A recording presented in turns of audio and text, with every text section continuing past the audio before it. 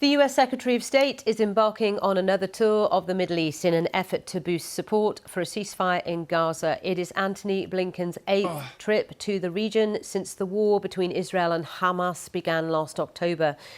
During the three-day visit, which begins in Egypt, he'll urge Arab leaders to pressure Hamas into accepting the draft peace deal unveiled at the end of last month by President Biden. Meanwhile, Benny Grantz, one of the most senior members of the Israeli war cabinet, which was set up after the Hamas attack last October, has resigned from the group. He had threatened to stay.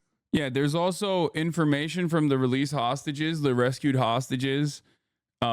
It's like pretty much the same stuff that you heard from them before, which is obviously our greatest fear was Israeli planes. Hara spoke with former Israeli hostage Louis Har, who was rescued from Gaza by Israel's army in February. I can tell you that being there, it is hell.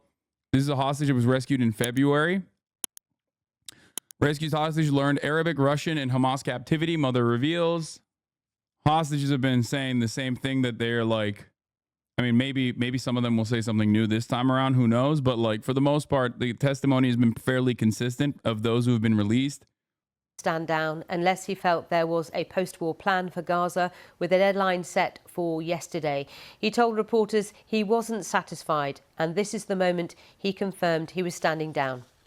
Unfortunately, Netanyahu is preventing us from approaching true victory, which is the justification for the painful ongoing price. And this is why we quit.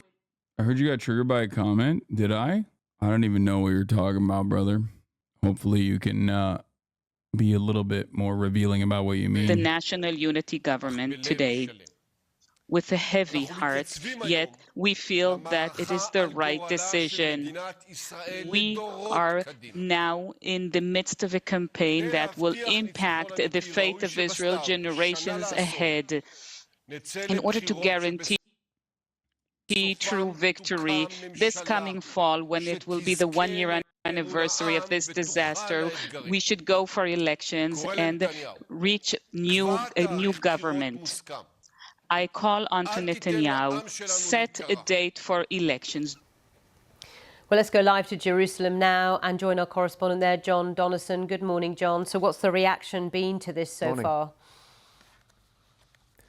Well, look, I think this is a significant moment, but it's not going to bring the government of Prime Minister Benjamin Netanyahu down because his coalition still maintains its majority in the parliament. But you have to remember that Mr. Gantz joined the government and the war cabinet in the wake of the October the 7th attacks as an act of unity. And what this shows now is that there is no unity on how the war is being conducted in Gaza, and in particular, as you said in your introduction, in terms of a post-war plan. It also removes a relatively moderate figure, and Mr. Gantz is a man with vast military experience from the cabinet, and someone I think who was particularly well respected by the Americans. And I think what people think could happen here is it will see the government shift to the right. Those more extremist elements within the Israeli government could have more say. In particular, Itamar Ben-Gvir, the security minister,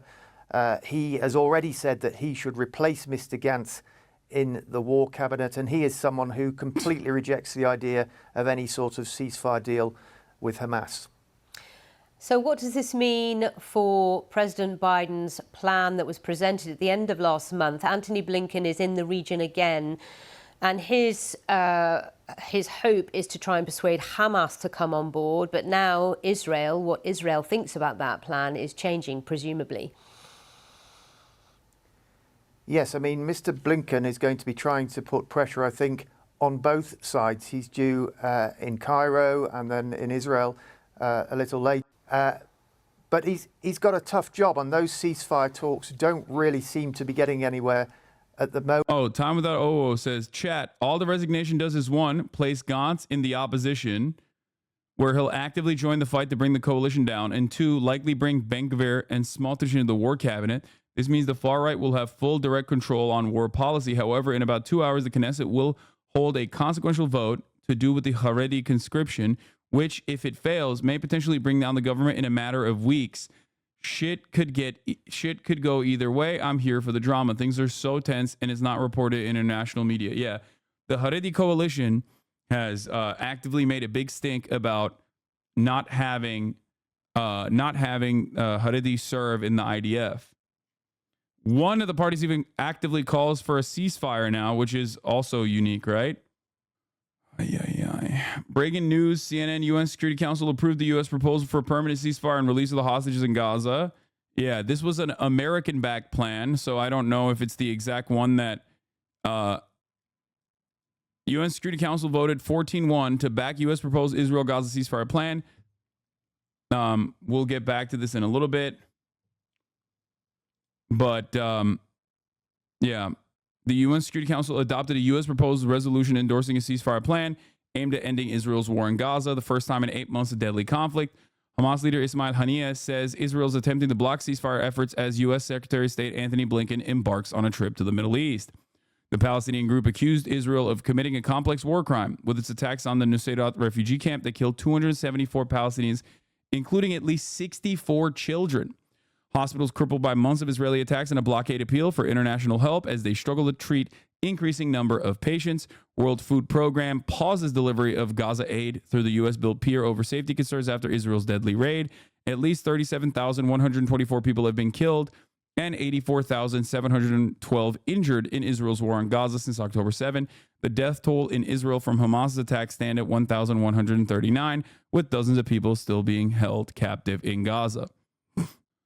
Is there evidence the U.S. cooperated with the Zionist on the deadly raid on al-Nusayrat camp? The United States has said that they've cooperated. We don't know the extent of their cooperation. I've seen some reporting with like U.S. military gear, personnel with like U.S. military gear and signifiers that they're a part of the U.S. military, like the reconnaissance group markers on some of the soldiers on the ground. They have said, the American government has said that there were no boots on the ground. There have not been any boots on the ground. The helicopter extraction did take place near the pier, near the U.S. pier, as in like the area that the United States has carved out for the pier. The Delta Force photo is from earlier. I believe 4 hostages were saved, but 3 were killed in the process, by the way. The only Hassan hater I know, IRL, is severely antisocial and addicted. They hardly go outside. They're incredibly unhealthy. I don't think this hatred of yours is the cause of these problems, obviously, but I think it gives more perspective. These people who are obsessed are deeply unwell. Most people don't know who you are, and I think that's really hard for them to comprehend. Yeah. Let's continue. Moment. And the danger is that for Mr. Netanyahu, that if he agrees to go ahead with this ceasefire deal, which he has suggested he would do, of course the Americans are calling it an Israeli plan, then the likes of Mr. Ben-Gvir, who I mentioned earlier, have said they will pull out of the government, and that would bring the government down, and it would mean fresh elections, and that is something that Mr. Netanyahu is desperately trying to avoid.